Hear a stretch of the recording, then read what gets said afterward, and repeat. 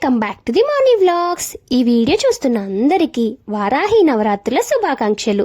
హిందూ సంప్రదాయం ప్రకారం మొదటిగా మన ఇంటికి ఉన్న గడపను లక్ష్మీదేవిగా భావించి దానికి పసుపు కుంకుమలతో అందంగా అలంకరించుకుంటాం.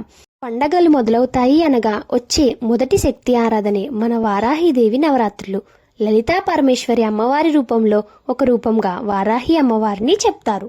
పూర్వం విశ్రుకుడు అనే రాక్షస సంహారం కోసం వారాహి అమ్మవారి అవతారం రావడం జరిగింది. విశ్రుకుడు అనగా చెడ్డగుణం కలవాడు. ఈ అమ్మను పూజించడం వలన మనకు ఉన్న చెడ్డ భావనలు పోగొట్టి మనకు ఏది మంచి ఏది చెడు అనే భావనలు తెలియపరుస్తుంది. వారాహి అమ్మవారిది ఉగ్రరూపం అని భయపడకుండా ఒక ఎదిగిన బిడ్డ అమ్మని ఎంత ప్రేమతో చూసుకుంటారో అంతే ప్రేమతో మనం అమ్మని చూసుకుంటే, అలాగే మనకు వీలు కుదిరినప్పుడల్లా ఎంత సేవ కుదిరితే అంత సేవ అమ్మకు చేసుకుంటే మన కళ్ళకు సిద్ధవారాహిగా ఎంతో ప్రశాంతంగా కనిపిస్తుంది. వారాహి అమ్మవారి గురించి కానీ వాటి పూజల గురించి కానీ ఏమీ తెలియని నాకు అమ్మ తన పూజలు దగ్గరుండి ఎంతో చక్కగా చేయించుకుంటుందేమో అనిపిస్తుంది నాకైతే. వారాహి అమ్మవారు అఖండ ధనప్రాప్తిని కలిగించి శత్రునాశనం చేసి అకారణ భయాలను పోగొట్టి ఆ శక్తి స్వరూపమే మన వారాహి అమ్మవారు. వారాహి మాతని సప్తమాత్రికలో ఒకరిగా, దశ మహావిద్యలలో ఒకరిగా కొలుస్తారు. వారికి ఈ 9 రోజులు ఆరాధన చేసుకోవడం కుదరని వారు రేపటి నుంచి ఇంకా నవరాత్రులు ముగియడానికి 3 రోజుల గడువుంది కనుక రేపు లేదా ఆఖరి రోజున అనగా నవమి రోజున అమ్మను ఆరాధన చేసుకుంటే అమ్మ ఆశీస్సులు మనకు లభిస్తాయి. కలసం లేదా అఖండ దీపం పెట్టుకోలేము అనుకునేవారు నేను చేసుకునే విధంగా సులువుగా అమ్మకు నచ్చే విధంగా పూజను చేసుకోండి. ఎంతో గొప్పగా చేశారు, నేను చేయలేకపోయానే అని మాత్రం అస్సలు బాధపడకండి.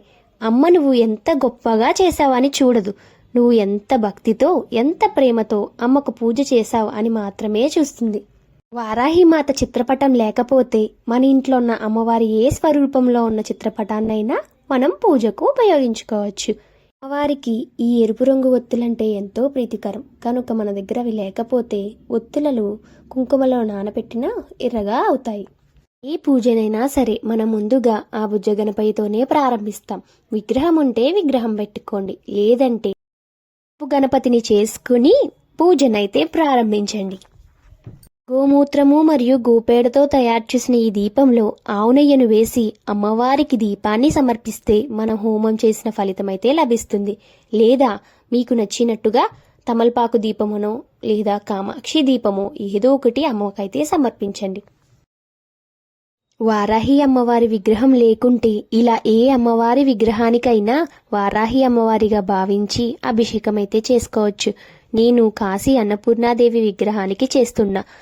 మనకు వీలు కుదిరిన విధంగా పంచామృతాలతో లేదా ఇలా కుంకుమ, పసుపు, గంధం, పువ్వులు మరియు ఇతర సుగంధ ద్రవ్యాలతో అమ్మకు అభిషేకం చేసుకోవచ్చు. అమ్మకు అభిషేకం చేస్తున్నంతసేపు లలిత సహస్రనామము లేదా ఏదైనా పారాయణము చేసుకుంటూ అమ్మకు అభిషేకం చేయండి. మాకు ఎలాంటి అష్టోత్తరాలు రావు అనుకున్నవారు ఓం ఐం హ్రీం శ్రీ వారాహి దేవియే నమః అని మాత్రం అనుకోండి. నేను ఈ 9 రోజుల కోసమైతే 9 రకాల కుంకుమలు తెచ్చుకున్నాను. మాకు ఇవి దొరకవు అనుకున్నవారు మాత్రం మన ఇంట్లో ఉండే కుంకుమలో బియ్యము, ఆవు నెయ్యి, జవాదు మరియు పువ్వులను కలిపి అమ్మవారికి మంత్రం జపిస్తూ అర్చన అయితే చెయ్యండి. పెళ్ళైన ఆడవారు కుంకుమాక్షింతలతో అమ్మకు పూజ చేయడం ద్వారా మనకు సౌభాగ్యమైతే లభిస్తుంది. అమ్మ పటం చూస్తూ ఉంటే నాకు వారాహి అమ్మవారిలో ఆ లక్ష్మీదేవి అమ్మవారి తేజస్సు అయితే కనిపిస్తుంది. తో చేసిన ఈ పదార్థాన్ని అయినా అమ్మకు ప్రసాదంగా సమర్పించవచ్చు. లేదు అనుకుంటే దానిమ్మ గింజలు, పానకం, వడపప్పు, ఉడికించిన చిలకడ దుంపలు ఇలా చాలా రకాల పదార్థాలు ప్రసాదంగా పెట్టవచ్చు. అన్ని పెట్టాలి అని మాత్రం ఏదీ లేదు. మనకు నచ్చినవన్నీ అమ్మకు సమర్పించుకోవచ్చు.